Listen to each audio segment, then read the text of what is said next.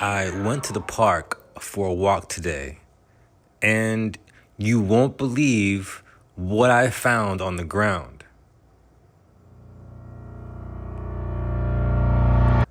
Red-handled combination pliers?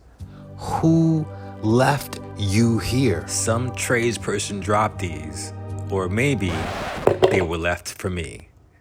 Should I clean them up or leave them for the next guy? I think I'll clean them.